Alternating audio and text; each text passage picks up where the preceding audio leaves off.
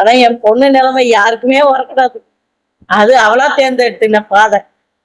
நான் எல்லாம் அது போல வரணும், பெரிய சினிமாவில எல்லாம் கலக்கணும்னு ஆசைப்படல.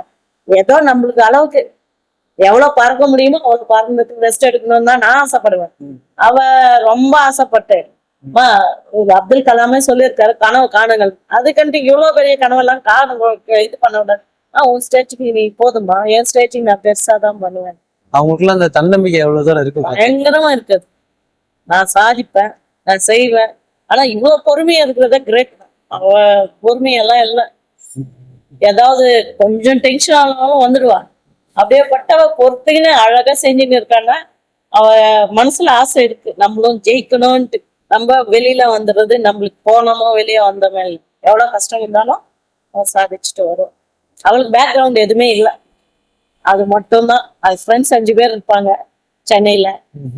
அவள் தான் அந்த ஃப்ரெண்ட்ஸு. அதுக்கு இதுவே வட்டமே அவள்.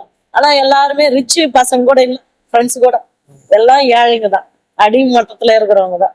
சோ அந்த பாகுபாடு இல்லாம எல்லார்ட்டையும் ஈக்குவலா. அவங்களுக்கு அது எப்பவுமே ரிச் ஆனவங்களை எல்லாம் பிடிக்காது.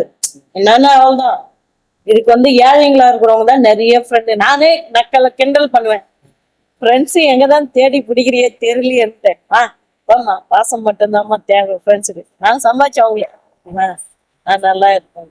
விஜய் டிவில இவ்வளவு நாள் இருந்ததை தாண்டிலும் இப்ப பிக் பாஸ்ல இருக்கும் போது நிறைய மக்கள் அவங்களுக்கு சப்போர்ட் பண்றாங்க, ஜாக்லினுக்கு சப்போர்ட் பண்றாங்க.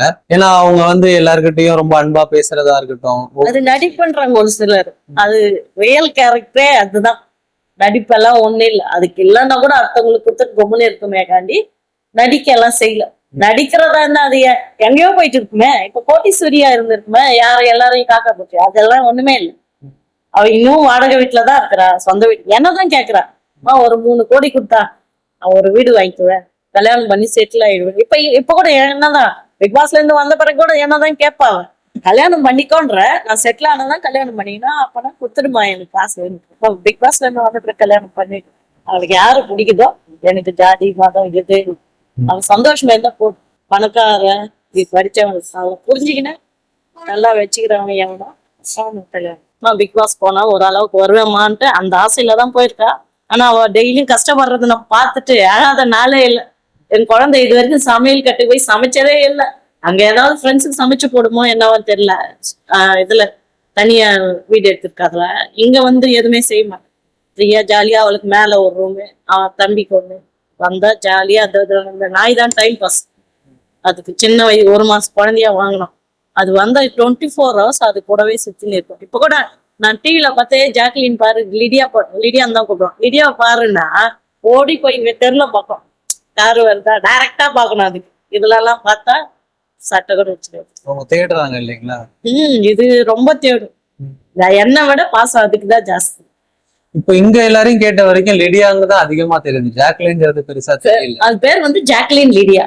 நாங்க பின்னால இருக்கிற ஃபுல் நேம் ஜாக்லின் லிடியா. நாங்க லிடியான்ட்டு இருக்கோம். இப்போ இந்த வீடு எவ்வளவு நாள் ஆச்சு? ஏன்னா இப்போ சின்ன வயசுல இருந்து, ஏன்னா நீங்க பூர்வீகம் வேறன்னு சொல்லி படிக்கும்போது கட்டின வீடு, இப்ப கட்டினது இல்ல. 4th ஸ்டாண்டர்ட் படிக்கும். 1st ஸ்டாண்டர்ட் படிக்கும் போது அவங்க அப்பா இறந்துட்டாரு. அந்த பக்கம் இருந்துச்சு எங்க மாமியார் வீடு, அதுல இருந்தோம். அப்புறம் அது ஏதோ பிரச்சனை அவங்க மாமியார், எங்க மாமியாருக்கும் எனக்கும். அதனால அவங்க எங்க அப்பா வீடு கூட இங்கதான் இருக்கு, பெருசாதான் இருக்கு. நான் அங்க போல, எனக்குன்னு ஒரு இடம் வேணும்ட்டு வெயிட் பண்ணி வாங்கி அது சொல்லிச்சு. அங்கேயே எங்க அம்மா கெரசன் ஊத்திக்கினாங்க. எங்க அப்பா இறந்தது எனக்கு தூக்க மாட்டீங்கன்னா அந்த நினைப்பு தான் வருது. அதுதான். அப்புறம் நான் கேட்ட பிறகு எனக்கு இந்த இடம் கொடுத்தாங்க. எங்க அப்பா அவங்க பைசா கொடுத்தாங்க. ஃபைனான்ஸு கூட அவங்க கொடுத்த காசு தான். ஃபைனான்ஸ்ல ஓரளவுக்கு மந்த்லி ஒரு 30,000 வந்துச்சுன்னா அதை வச்சுக்கணும். இவங்க 2 பேரும் மந்த்லி